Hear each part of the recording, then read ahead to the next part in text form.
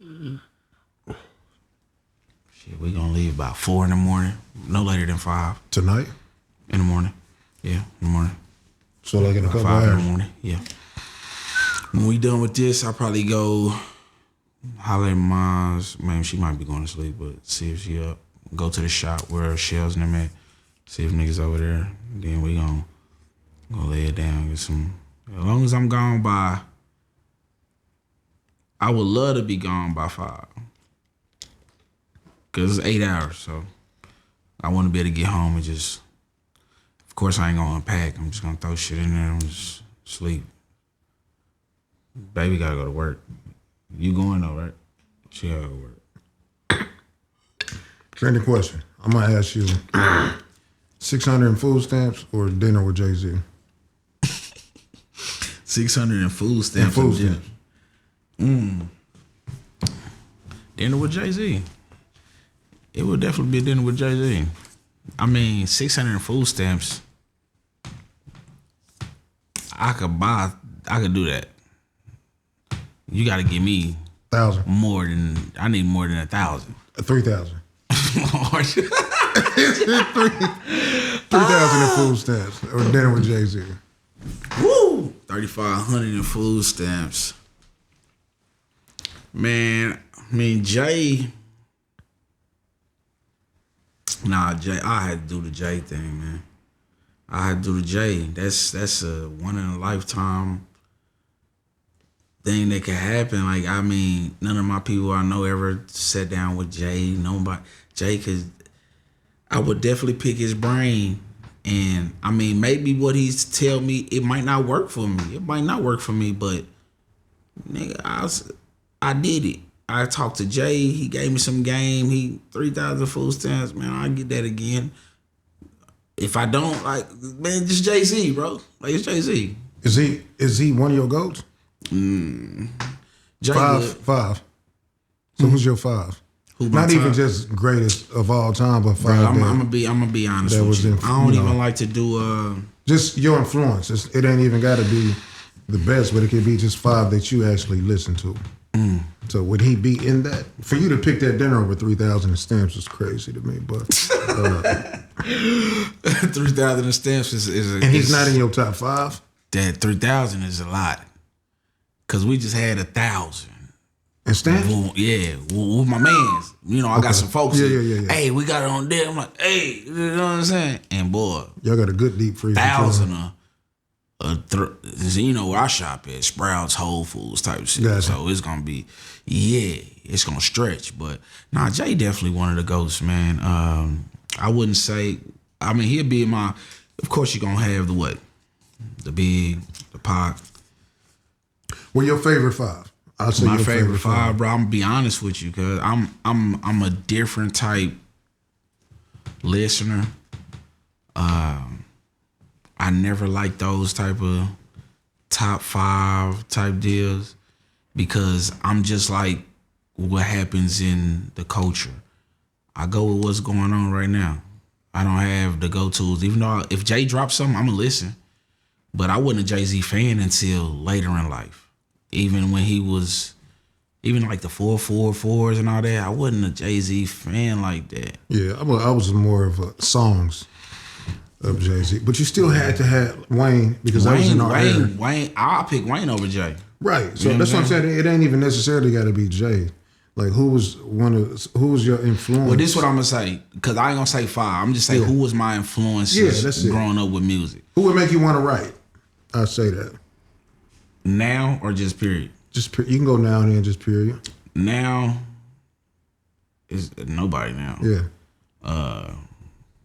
But period, I go into as far as like when I first started, 8Ball and MJG was the first. That was the first rap I ever wrote was 8Ball verse. They had a song called Candy. 8Ball MJG and 8Ball had a verse called it was like or MJG one of them 8 o'clock. It was 8Ball 8 o'clock in the morning. This ball got up or something like on Candy, and I just wrote that.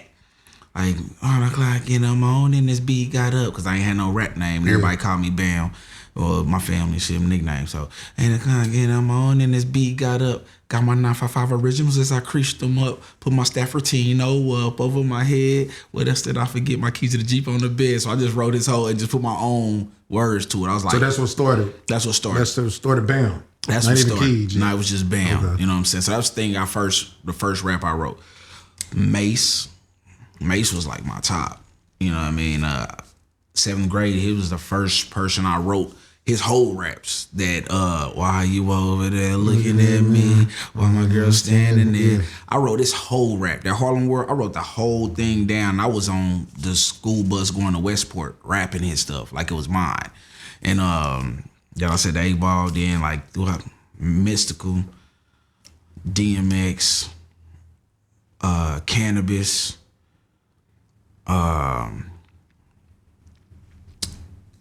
who else? Killer Tay. Who else influenced me? Did Ludacris at all back then? Nah, Ludacris. I like Ludacris, but he didn't influence me. Eminem? You said it again? Eminem? I liked Eminem. Did he influence me? Nah, because when I think of influence, I could think of some raps that I wrote that I know sounded like somebody else. I was more into storytelling, like Nas and DMX, Mystical. DMX was a big influence. Boom, boom, boom, open the doors, ATF. Too late to send my girl downstairs to say left through the basement, go through the replacement door. You know what I mean? Like his word, his storytelling was, and that's how I used to rap. Real, like a lot of storytelling type stuff. And it's just over the years, it was just like, you know, Wayne and, you know, Pac, Bone Thugs. Bone was big because my cousin was in the Bone. So Bone was big for me. It just traded off, man. It just traded off. So I couldn't say like people had a Mount Rushmores and all that. I couldn't because. And that's good. I like that. Reason, because I get that in your music too, because you can pretty much do everything. Yeah. And you had been doing that for a while. Yeah. And like you just stick to, I'm about to just bore you to death. I'm about to do this. You would go and try to sing. Yeah. You would hear it beat and go with the beat, opposed to like I need to make a killer song today. Yeah. You put it over this Mace beat where it don't. The thing was, but what started me doing that, because before I got up with the Fella Dogs, I come from 54th and Lydia. It was just, I stayed all around the 50s, 55th and Lydia, 54th Virginia, East 55th Street. Even when I moved on Eastwood, it was 51st and Eastwood, and then the East Side. Then I moved back to 57th in Brooklyn. So how'd you get to Van Horn? I was staying on 24th in Myrtle. And that's when I started going to Van Horn. Well, I went to De La Salle, got kicked out during, they had the orientation. They had I think it's orientation or whatever, like the first week or something like that. You got kicked out during the orientation? Yeah, smoking weed. Smoking weed. In the orientation? I was smoking weed so much. In the orientation? Bruh. School orientation, not work. Work, I can understand. School orientation. School, bro. I was smoking weed so much, they called me to the office. And they had the security there, and they patted me down and everything trying to find weed. They like, since you been coming here, it just smell like weed up in here. I ain't had nothing on me though. But I end up getting kicked out though. And then I end up having to then I start staying on I start staying with my cousin and them on 27th and Oakley. And then I start going to Van Horn. That's when I started going to Van Horn. So you started rapping? I started rapping when I was 13. Middle school? Middle school, yeah. Westport Middle. So the 8-Ball MJG started it when I was 13. So you just started writing it down, or did you know somebody who already had a lab, or did you know people who was already rapping? My cousin in rap, he was a big Bone fan. That's why I was heavily influenced with Bone. And then I had homeboys that I grew up with in the 50s. They was freestyling and doing all that rapping stuff, and I'm just there. And then, you got peers, so you influence. And they freestyling, they rapping. My homeboy Mate, my homeboy O-Dog, they rapping. And, you just want to be like your friends. So you start rapping too. You know what I mean? That's how it happened. How'd you get in the lab though? How did that translate to when I was 15? Actually writing the rap and going to the lab. when I was 15, 16, when I started going to Van Horn, I met my homeboy Reggie, Playboy, Sleazy D and them, Royal Flush. That's when I got in Royal Flush. All my homeboys from Blue Valley. So they know a homeboy named Ramito, which was my homeboy Sleazy D's people, and Ramito was a Mexican, and they got us in the studio. I think it was like 15, 16. That was my first time in a real studio. And I know I had this rap called Pretty Boys, because I come from the 50s. Niggas came from the hood. So everything good was bad, everything bad was good. So we didn't like Pretty Boys, you wearing yellow. You know what I'm saying? You got contacts in your eyes. So it's like I had a rap called Pretty Boys, and it was like, pretty boy Floyd ass niggas, iced out in your yellow Tommy Hilfigers. I pull triggers till your body shivered then twitches. Dump your sweet ass. It was just like, you know what I'm saying? You just like, just raw, just destructive type shit. You know what I'm saying? But we got in the studio, did that. That was the first time in a real studio. And then like when coming here, I was just reminiscing about coming around on 10th Street. We started going on White Boy Dan, my homeboy Reggie, Playboy. Him and his partner Cortez, like they paying for studio time. We started going to White Boy Dan Smith on 10th Street. I don't know exactly the street, but it was 10th Street. And we was going down there doing that, and they was paying for the studio time. You know what I'm saying? I'm like, I felt good as hell. Like, I'm in a real studio. But then I was messing with my homeboy, KB, Bankston, over there, and he got the stuff in his house. So I'm in the house rapping with him, but then I'm going to a real studio too. You know what I mean? So this is past high school. Yeah, I'm still in high school. This is 16. It was like so 15, 16. So when you started, was you just, you end up being good out the gate? I don't think I was good out the gate.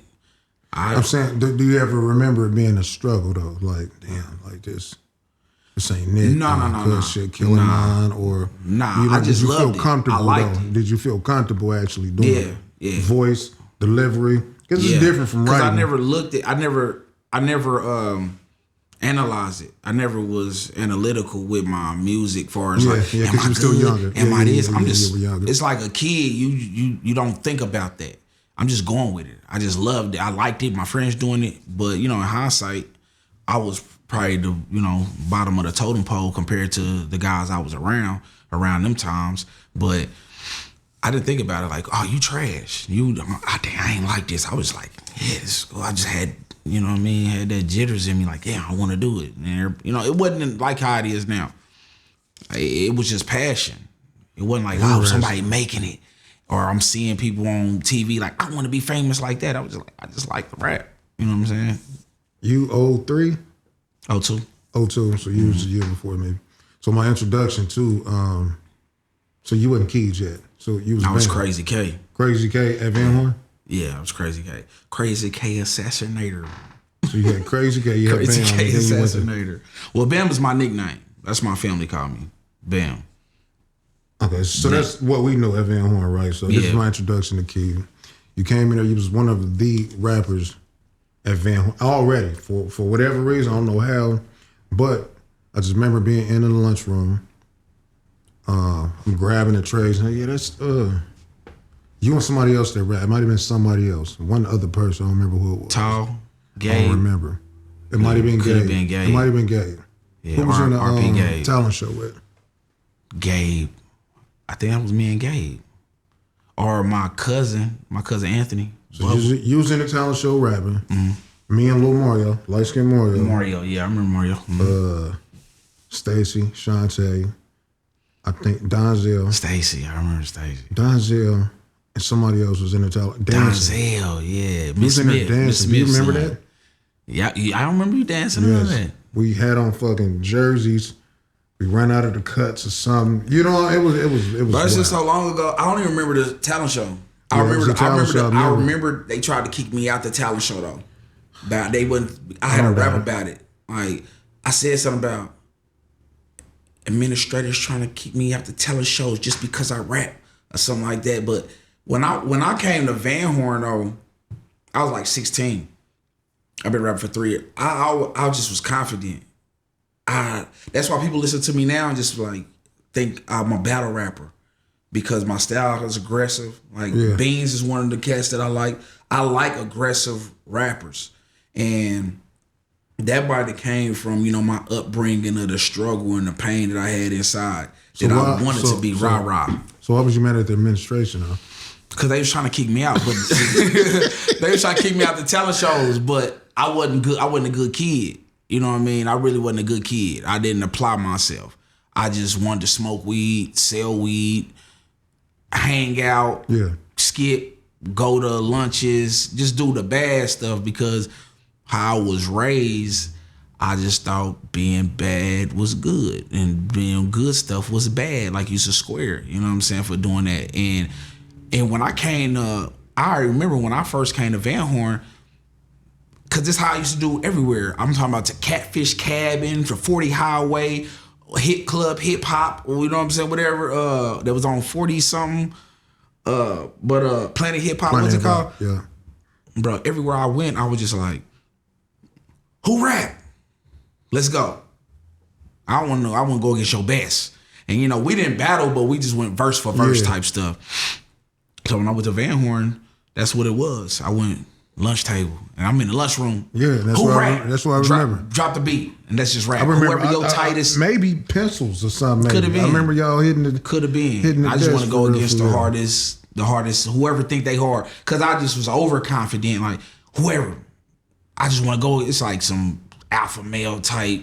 Whoever the hardest, let's just go at each other. You know what I'm saying? So in hindsight, who was the rappers back then at the Horn at that time?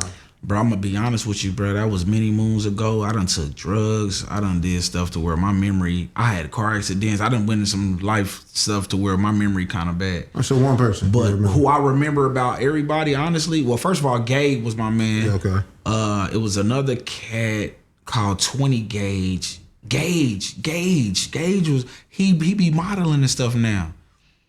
Gauge. With the gray beard. With the gray beard, Okay. you make it look Yeah, good, yeah, right? yeah, You know what I'm yeah, saying? yeah, Like yeah. no cap. Yeah, But him, D-Lo the Chop. Okay. D-Lo the Chop. I remember they little homeboys, they went and got him for me. Like you know what I mean? Because I'm over here trying At to school? chop everybody down. Yeah. Okay. And they went, his little homeboys, I forgot, little TT. TT, I think it was TT. He went and got D-Lo the Chop. I was like, yeah. And me and D-Lo used to go back and forth. And D-Lo, after he was done, he like, oh, you good. You know what I'm saying? He like, man, I be rapping these niggas up here. These niggas don't, you know what I'm saying? And you the only nigga that made, and for real, D-Lo, he stayed around 27 too. Like, we stayed around there. And we used to rap, and I look at it like me and D-Lo kind of had a similar style.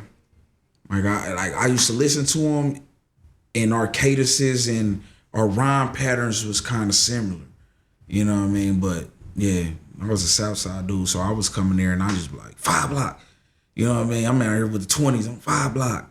You know, 5 block with the 39ers and you know what I'm saying? I was just trying to rep my section and stuff. But D-Lo was probably one of the biggest out of there that we went back and forth. I was like, yeah, I always remember him for that.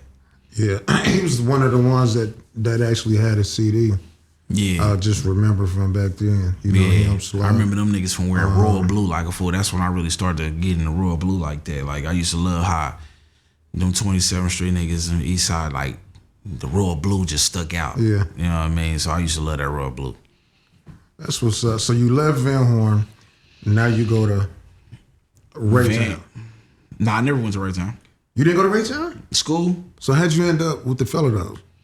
I worked at McDonald's. My first job, Eastwood Trafficway, 16. Okay.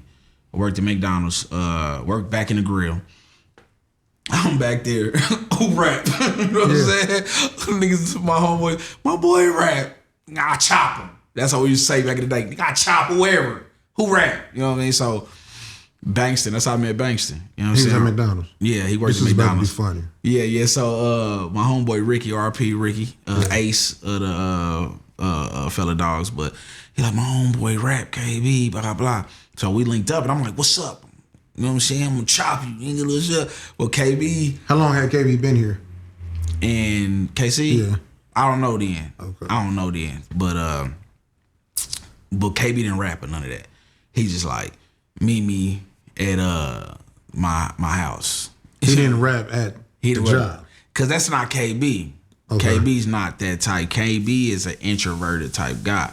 I honestly think KB remind me of Jay-Z. When I look at Jay, his whole appearance, his silhouette, his mannerisms, he remind me of Jay-Z. Even his mental, like he remind me of a Jay-Z And type I said dude. this a lot. He remind me of Ron Ron as well. And KB? Yes. What you mean, like his mystique or? All of it. Yeah. So they don't say a lot. They don't say a lot. But they can rap. They engineer. Do everything. Ahead of their time. They play with them words, but they also wasn't super arrogant with their rap. Yeah. They put on a lot of people with music. Exactly. And everybody, they don't say they dope. Everybody else will say they dope. And that's good. So when everybody was talking about KB, when I finally heard him, I'm like, this nigga is the Ron Ron Raytown. Yeah. You know what I mean? Like he was like the best person I've ever like heard rapping. Like to be able to do everything. I remember a song he did like I think it was an S word on every word or something. You know what I mean? The song was all S words or something. Ems. He done did so KB, like, So and then hearing he produced and could rap. So I was going to the same barbershop, never knew it was him. Yeah, I remember some story. You talking about the barbershop story. Yeah, I cut you, I forgot. Nah, that's cool. But so he was like, just come to my crib or something, you know what I'm saying? So I ended up going to the crib. You know, he had the whole Fruity Tracks, Fruity Loops, computer microphone on the candle. Yeah. You know what I mean? So we did a song, we probably did a few songs. And how did y'all get to the songs? We probably because you challenged him at McDonald's. When you get to the crib, now what's that conversation once you get to the crib? Like KB ain't a talker. He's not really a talker. I mean, when you get to know him, he'll talk. He'll open up to you, but he ain't really a talker. So he didn't know me for real. It's just, what's up, blah blah. He know I rapped. I might have rapped there where he can hear me because I'm arrogant. I'm not arrogant, but confident. I'm hella confident, especially when it came to music. Like I just, nigga, if you talking about music, you talking about rap, nigga, I loved it. You know, I still love it, but it was different then. You know, it was fresh. So I'm pretty sure I rapped to him, and then went there, play a beat, blah blah. I get on the song, we did a few songs, and that's where it started. And he stayed down the street. I just moved there, so he stayed down the street. I could walk. And that's where it started. So what was your thought once you left that house? Like, okay, this is dope. Yeah. I done met a new nigga. That was the first time I got to do some music like that. Outside of cassettes. You doing the cassette, record on this side, record, having two cassettes and flipping it. And if you got to do the whole song or if you mess up, you got to do it all over. That we used to do that stuff in the basements, me and my cousin them. Mm-hmm. But I damn near thought I was in the studio for real. I'm like, damn, that shit sound real good. Like I just thought, dang, okay, nigga, tomorrow, you know what I'm saying? I come over, nigga, I got books with raps in it, nigga. We could rap all day, and that's where it started with the Fella Dog thing. So to the point. The Fella Dog thing, when I was one track minded, hood music. And then when I started messing with the Fella Dogs and that Raytown stuff, and they start to, I was one of those that thought if you wasn't from the hood, you was weak. Yeah. Grandview, Lee Summit, Raytown, you was a soft ass nigga. You know what I mean? If you don't come from the inner city. And then once we formed that friendship, and I'm seeing stuff they rap about and stuff like that, I really, I start to just change. KB put me on my first girl song. I ain't never do no girl lovey type songs. I did like beat this, beat, you know what I'm saying? Yeah. I'm listening to Killer Tay. We talking bad on females. So I'm doing some songs like that, like talking bad on females, but doing some lovey-dovey type songs. Yeah, KB put me on that. And that's when I noticed, I'm like, bro, I gotta be versatile. I want to do it all. I want to be able to do it all. And so that's why my music started to sound how it started to sound. I stopped being so my music stopped being one track, and you know, my people from another side probably was like, man, you know, I used to always get you commercial. It's commercial stuff, but I used to look at it like, bro, I'm just trying to be versatile. You know what I'm saying? Do everything. Yeah, like I just wanted to do everything and just be versatile, and that's how you get me. So how did everybody else get? So was everybody rapping at this point too? Who was already with KB? Was the Fella Dogs already formed? It was a few of them, but it's bro, so many folks that you don't even know who was there or not. You know what I mean? I just got in and I'm just there. You know what I mean? I know some folks that was coming after, but some people didn't rap. They was just there. How was that adjustment? It wasn't man. How was that adjustment? That was a good one. Because it's a lot of them. I know you just used to rap. I'm not gonna say you just only used to rap on Gabe, because just like you said, you had a bunch of people there. Yeah. Around you back then, but now this is a whole nother group, right? And with the Fella Dogs, I feel like even if you didn't rap, somebody has some type of talent. Mm-hmm. You know what I mean? Either these two could dance. Was Jeremy and Shells already there? Nah. Nobody was there. Nobody. I brought Shells, Cuddy, okay, Jeremy, Kush now, Big Face. I think those Tipsy. You know, because them is our family. You know what I mean? So I brought all that. You know what I mean? Gotcha. As far as adjusting, I think coming from where I come from, bro, and coming over there, it was more. I knew I could rap. If I couldn't do anything, I knew I could rap. But it was different because I'm in Raytown with people who got money. You know what I mean? We don't got money. I'm still a hood. I still come from the struggle.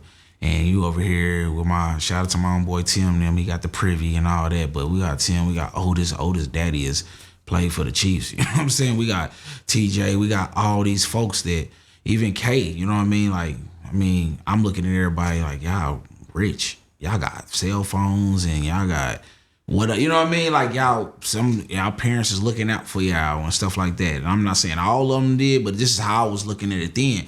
I'm like, I don't got none of that. You know what I'm saying? I'm just a hood nigga coming over here with these uppity niggas. That's what I was thinking, like, these soft ass niggas. You know what I'm saying? Just, that's how I was thinking at the time, like, Silver Spoon and y'all this and that and that. But I knew I could rap though.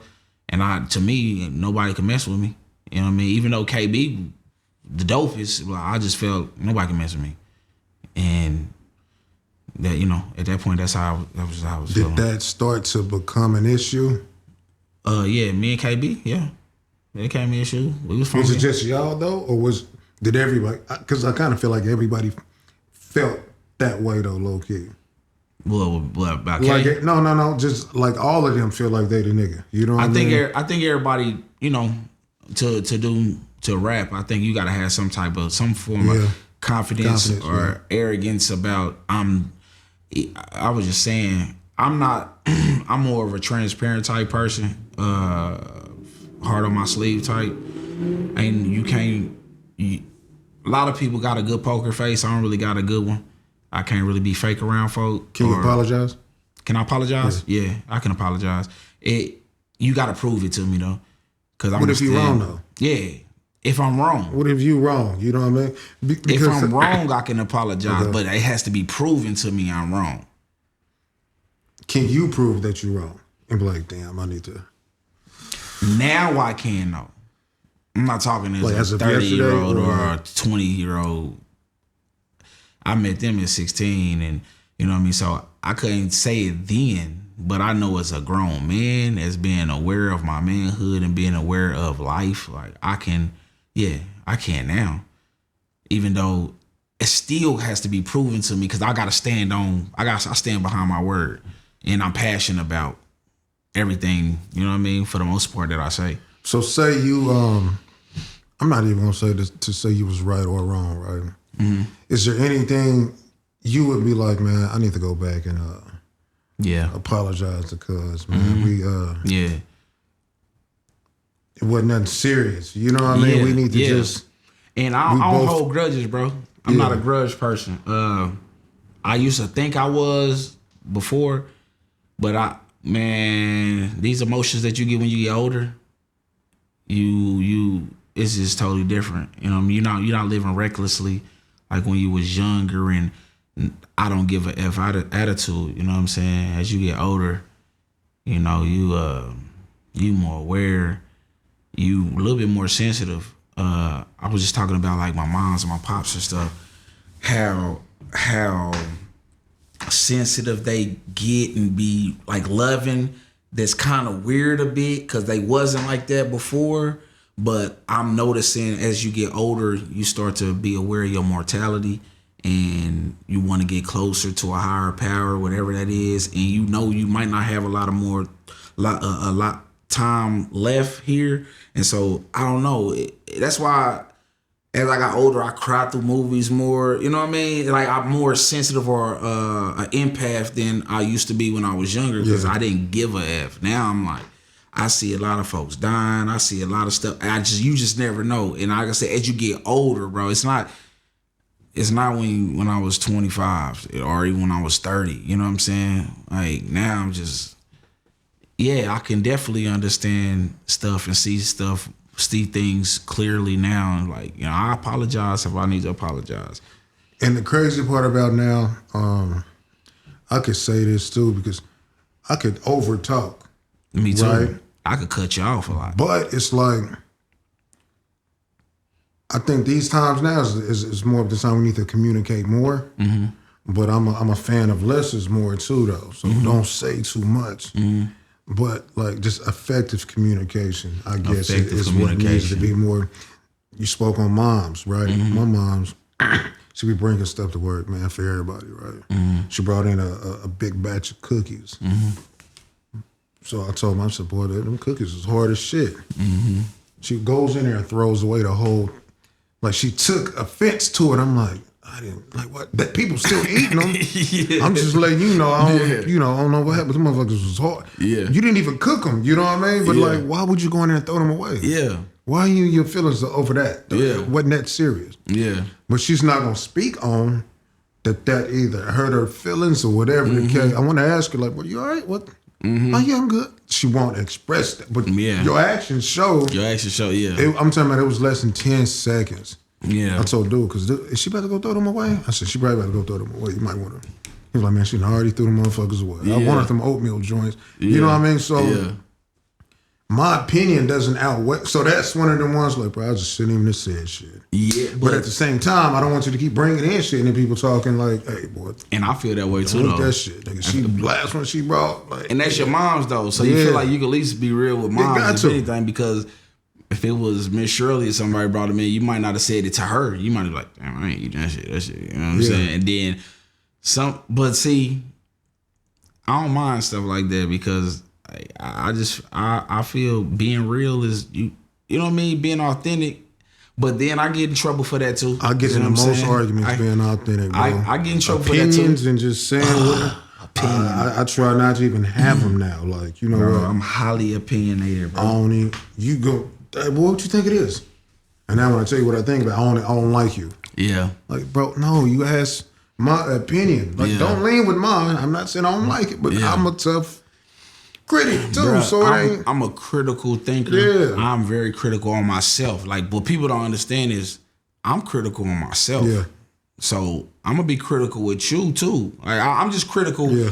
I'm the type.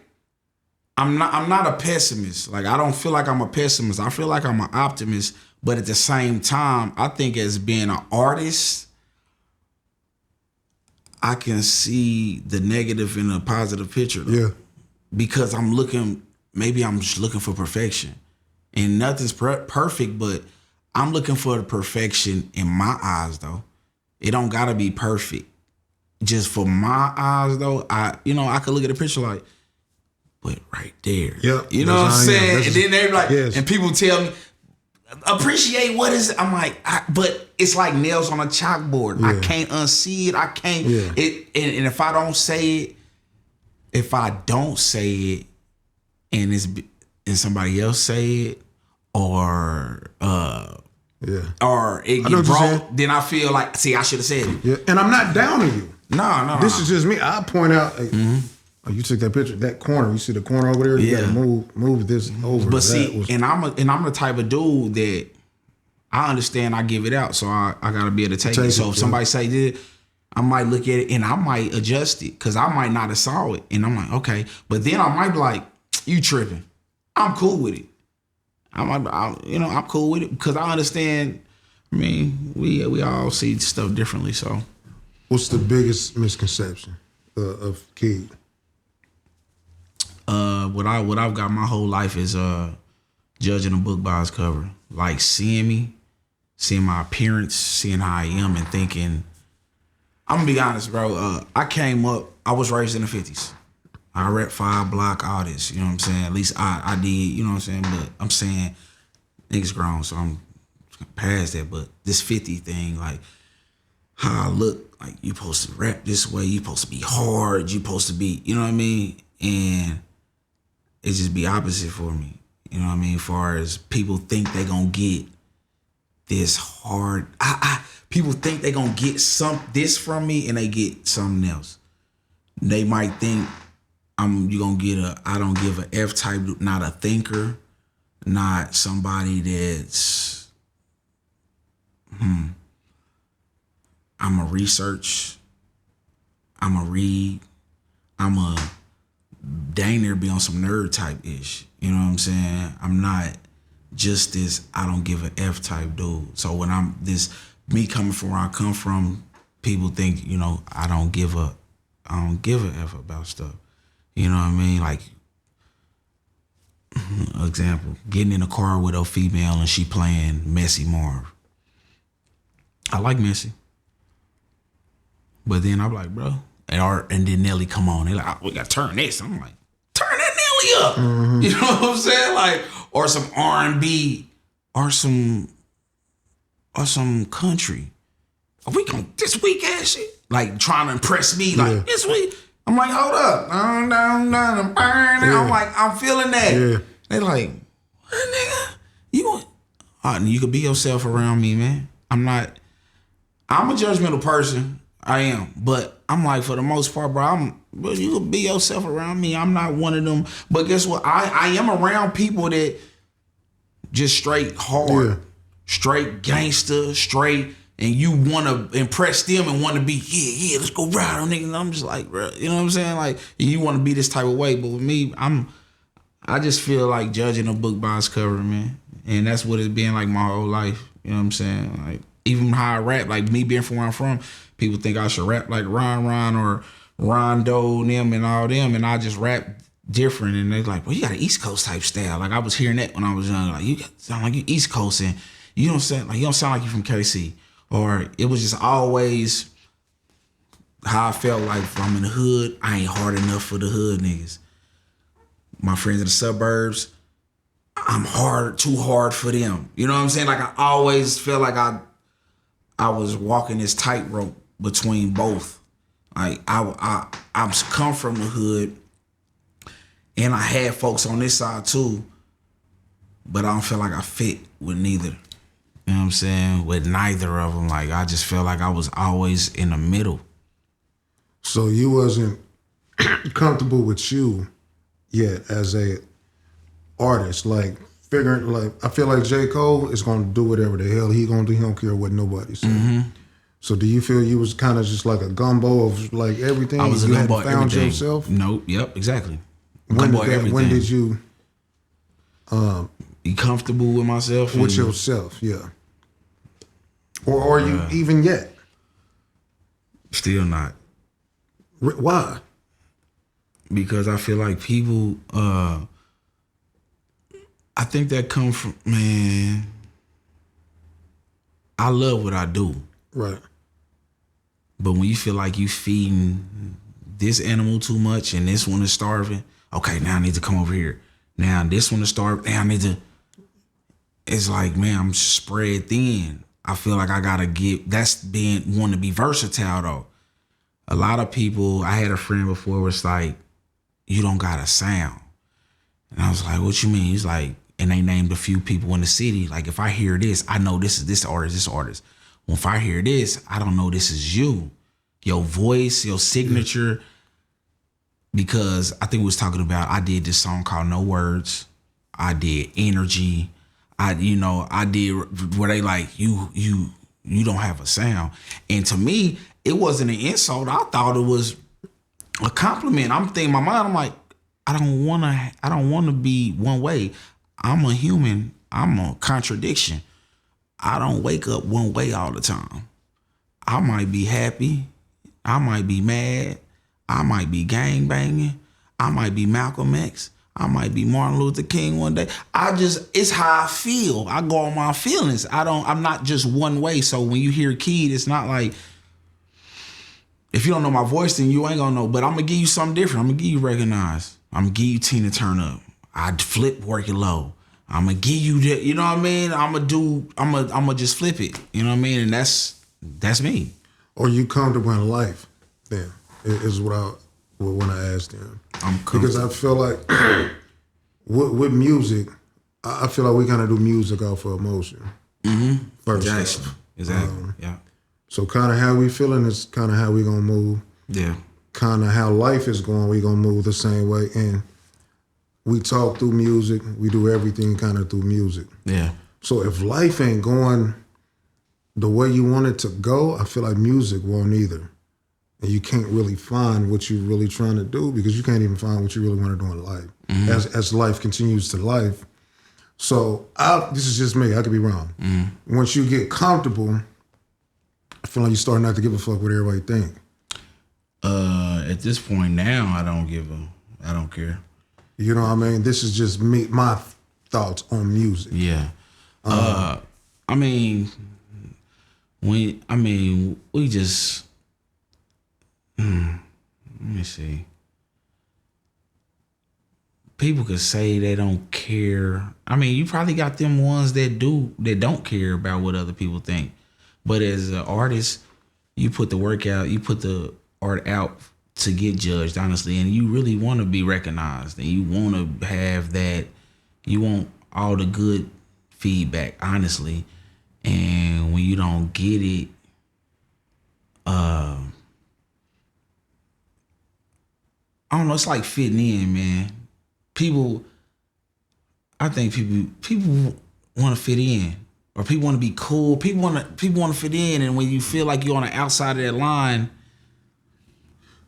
this is what it. Sometimes we don't know we cool until people are saying. Yeah, sometimes we're letting people tell us we cool. Yeah. Like if I was to rewind it, like you were the most, you're on that Rushmore of musicians here in Kansas City. Right. Like if you had to bring up anybody, Ron, Marley, Keed, Rob, Ruckett, you know what I mean? You're in that. Yeah. While you're also chasing, like, man, what should I be? What I'm gonna do, man? Like, should I do this? So we just chasing validation. Yes. I need to make a club song. You don't need to do that. You don't need to do that. But guess what? You don't even know that until it's over. Yeah. So sometimes taking a break from it, not even just music, just life, getting my life in order, writing down goals, getting structured, helped me realize to be me. Let me go for me. This is what I say. I've been spending my life in music trying to get better. Not even realizing how, you know what I mean? Like Nick, you are dope. I realize I am, but I'm looking like, these niggas is dope. I'm not that. Yeah. You know what I mean? So don't call me dope when I know these niggas are crazy. Yeah. But some of the motherfuckers I look up to, like Nick, that shit crazy. Yeah. And I'm looking like, you said what?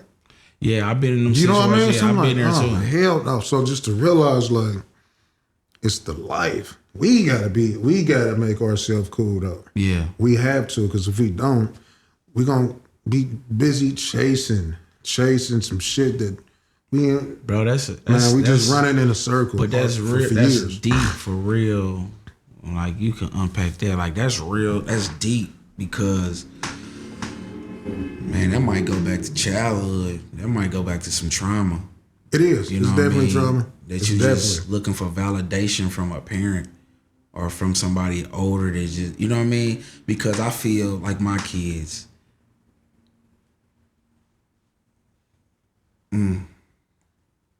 Because that's what I feel like it's. Because That shit deep. I'm doing music, right? I'm like, bro, why do I love this shit so much? And it brings me so much pain. It brings me joy. It brings me Yeah. to where I'm like, bro, I'm about to quit. This shit is. I'm going broke over this shit. Boy. You know, it's years. I didn't probably spent about 40,000 nigga on me in 1 year.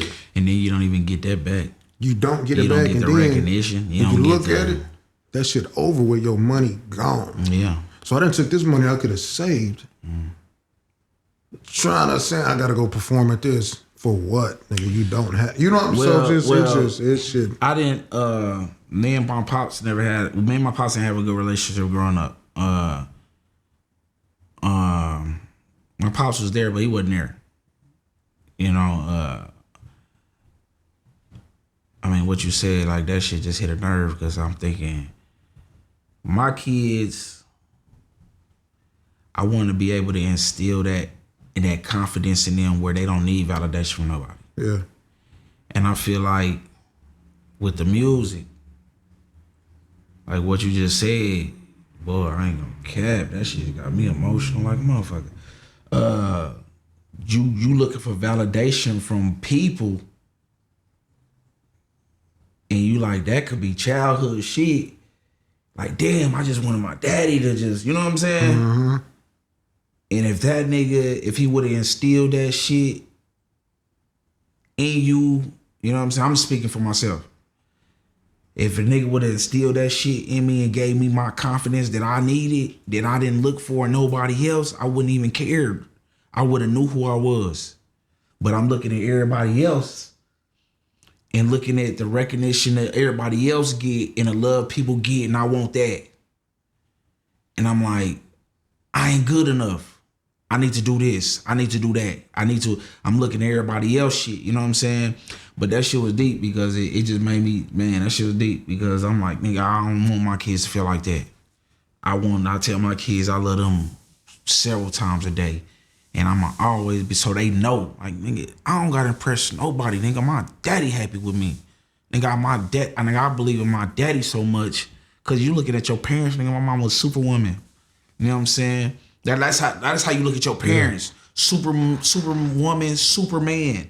You know what I'm saying?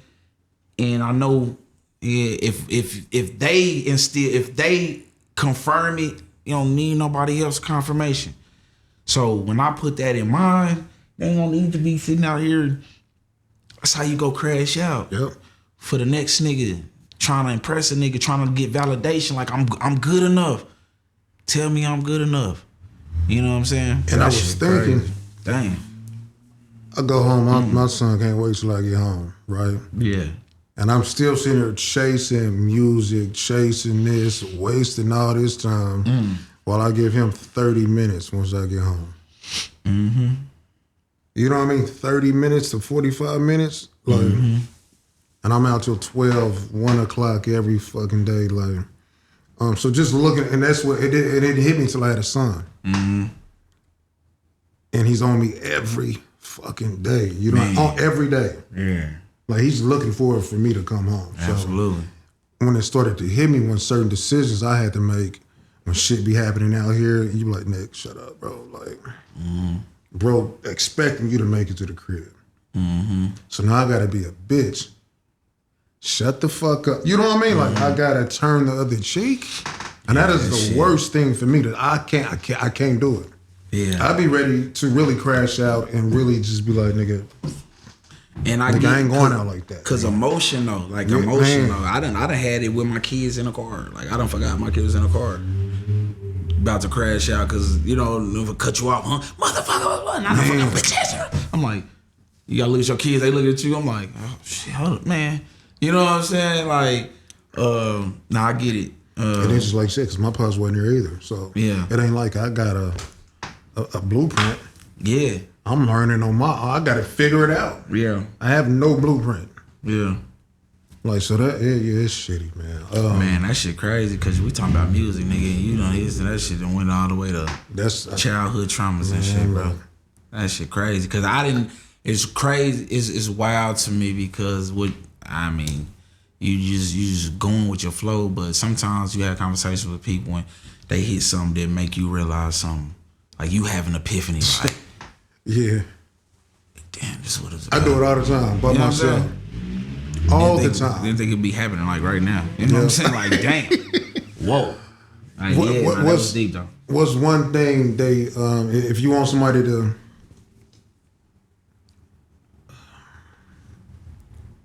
get from Keed, like, man, this is I learned this from Keed. Like one thing they can get from you, what would be like if somebody had to explain Keed that really knew him. Now, Pone don't know you, like she probably know you more than us. You know what I mean? What's one like, man, he got a good heart, or he got a, you know what I mean? Something we might not. We ain't gonna know. do no cliche shit. We gonna say, boy, he gonna tell it like it is. Yeah. He gonna say what's on his heart, and everybody ain't gonna like it. You know, everybody ain't gonna like it. Before you go in here, hey, he could rub you the wrong way, but he. Do you like that? Huh? Do you like that? Do I like it? I get this a lot. Like, say she ain't met me, right? Yeah. And then I come in, like, babe, this nigga, hey, that nigga, probably gonna say some shit to piss you off. Yeah. Just try not to take it personal. Don't take it personal. Don't do this. Don't do. I don't like that, really. Yeah. I want people to get. Now, if it's your miss, it's cool. Yeah. But, like, I don't like when I meet somebody, right? Because now their guard is already up. Yeah. Man, you didn't have these conversations. We got into it because we get into it. Yeah. Don't put this on him. So now he's looking at me like the same way you look. Give him a chance to. Yeah. You know what I mean? You already on guard when I'm coming in. Like, so who? Yes. So now they looking for it. Because I don't give everybody that. Like, if I'm arguing with you, it's probably because I care about you, honestly. Yeah. Other than that, somebody would probably say, man, this nigga don't never talk. Yeah. You know what I mean? So I fuck with who I fuck with. Yeah. But don't go off and go tell this nigga, like, hey, man, tell it that. He gonna argue with you, boy. Bro, I hate that. I'm highly opinionated, man.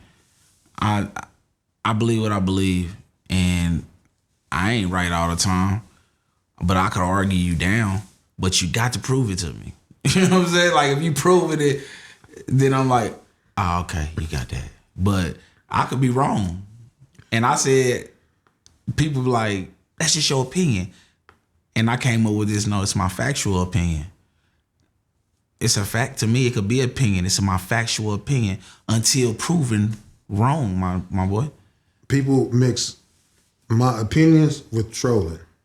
Yeah. I don't even like the road trolling, honestly. I'm like, bro, this is just, I speak my opinion. I'm not trolling. This is what I really think. Yeah. You know what I mean? Yeah. What you say to that? To what? Trolling and opinions. I don't. What do you think that's? First of all, because I don't it is like people trolling. that do. I don't like the word trolling. Trolling is just a different word from like instigating. Like, I don't think trolling or is it instigating or antagonizing? Yeah. Trolling is antagonizing. I don't like the. I mean, then 6ix9ine made trolling popular, but I don't like the trolling word. They were like, he trolling you. I'm like, bro, I don't like it. But it happens. It's happening though. It's happening, but see, I don't. Like, I live. Can you separate it? In a bubble, can you bro. see it and separate it? Then I'll ask that. Can I separate? Can you see it? Like, okay, he's just trolling. Can you actually be quiet while somebody's trolling? Yeah. Or you gonna go? No, I'll just be quiet. Cause to me, it's like you trying to get aroused. You trying to get up under your skin. Just let that go. That's it. Interesting. Especially when I know that you could tell when somebody messing with you. You like, he don't even believe that himself. Let it go.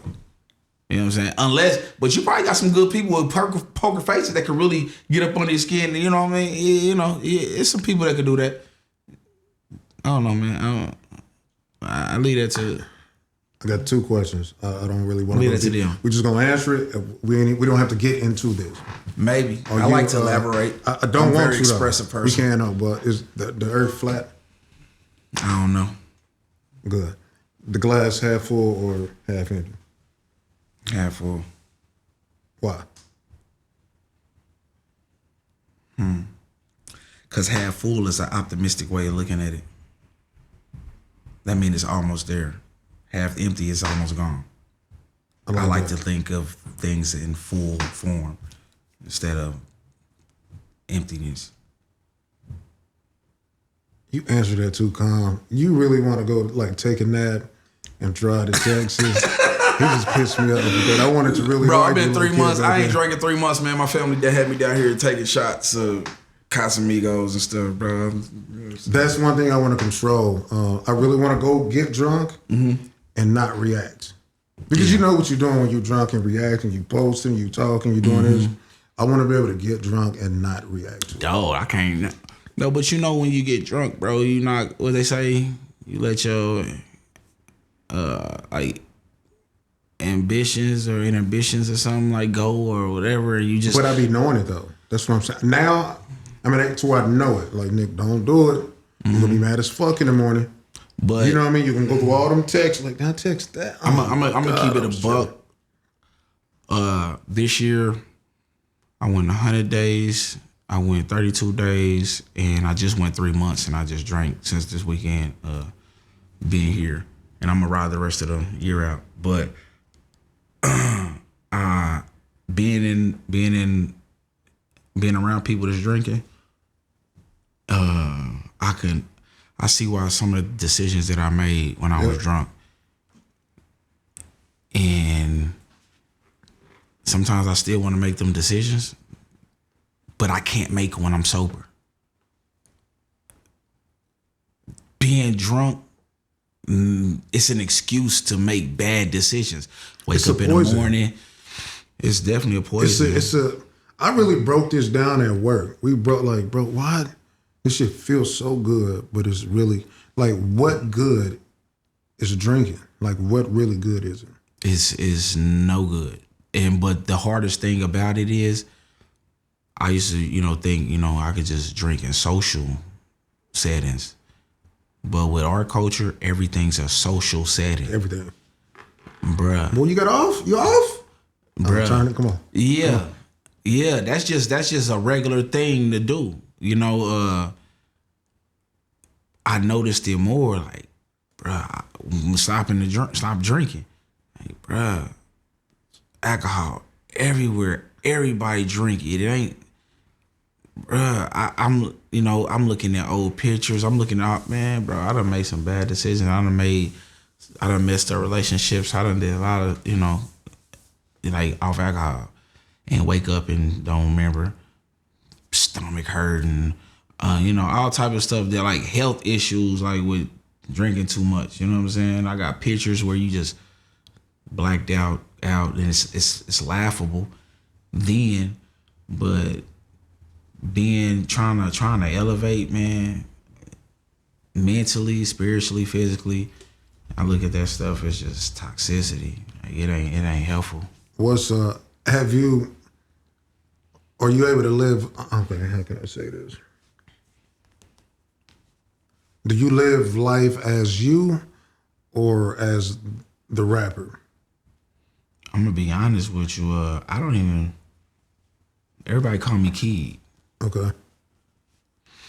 What we just talking about? This Keed, Bam, and William. Like, I don't know who William is. I know who Bam is because Bam is the child. Everybody call me Bam. My uncle probably call me Fatty. Some aunties call me William, but Bam, I was Bam as a child. Keed, I've been Keed since I was 17. My mama, you'll probably call and ask for William, and who? Like, my mama called me Keed. Like, everybody calls me Keed. My pops call me Keed. Everybody calls me Keed. When I hear William, I'm like, I never liked William. Yeah. I didn't never like the name. It's a white name. I just didn't never like it. It was so like just, Nick is trash. You know what I'm saying? I just like, my cousin's name was Michael. I'm like, I like Michael. My brother's name was Dante. Dante's a cool name. Why the hell I'm William? Like, it's a corny ass name. But bro, I'm trying to find William, man. Like, for real.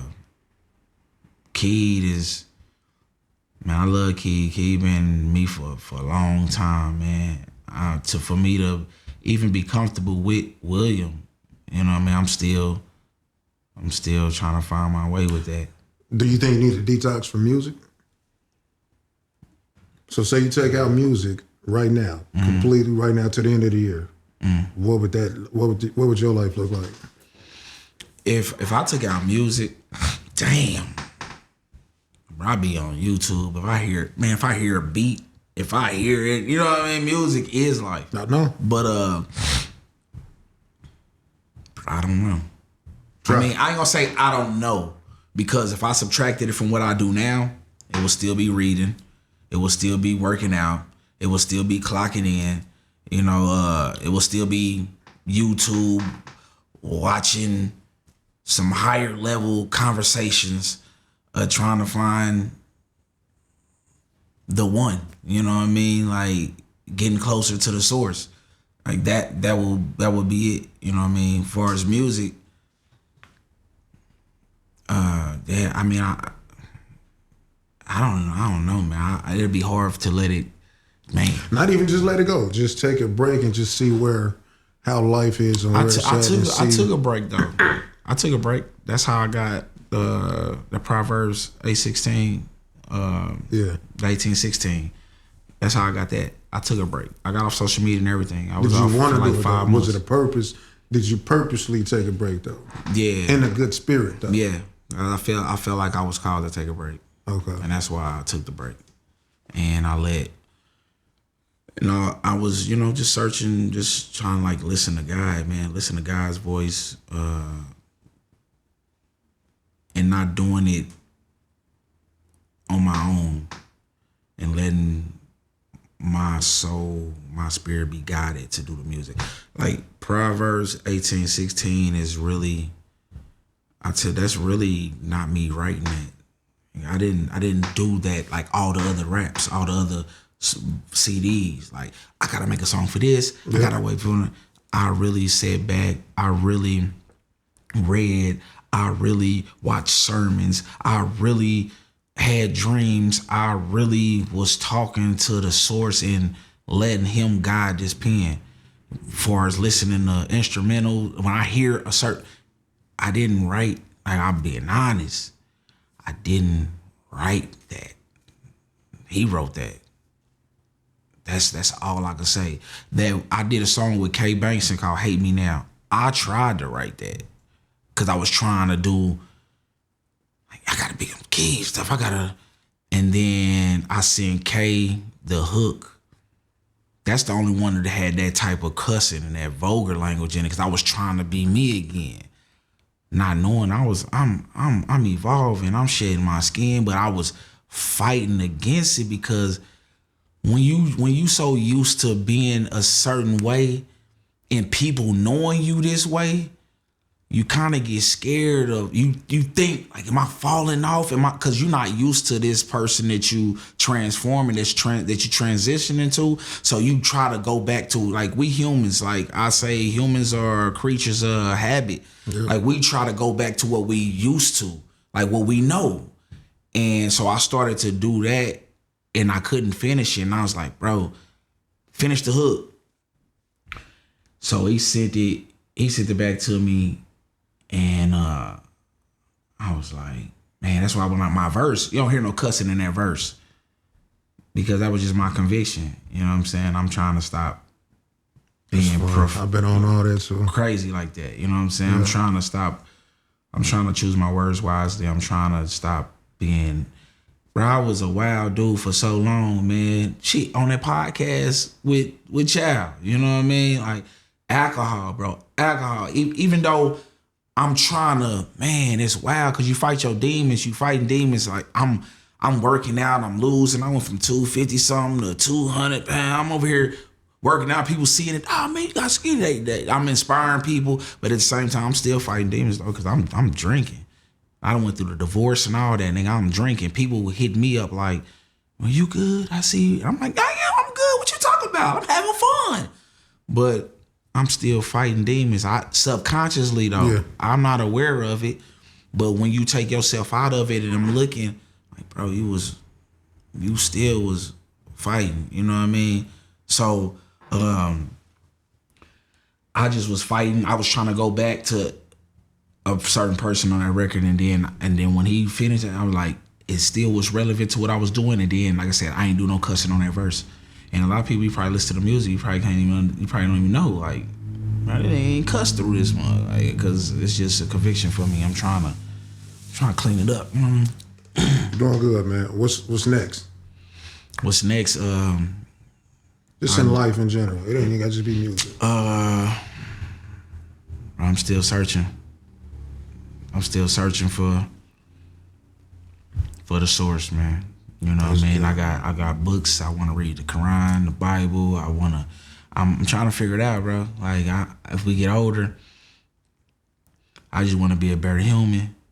I want to be a great father. I just want to figure it out. And Key, what you trying to figure out? I'm just trying to figure it out. You know what I'm saying? Like, I just want to be better. I don't want to be the same, man. I don't want to be the same. That's it. So this is, we're going to close out on this. So usually at the end of the pods,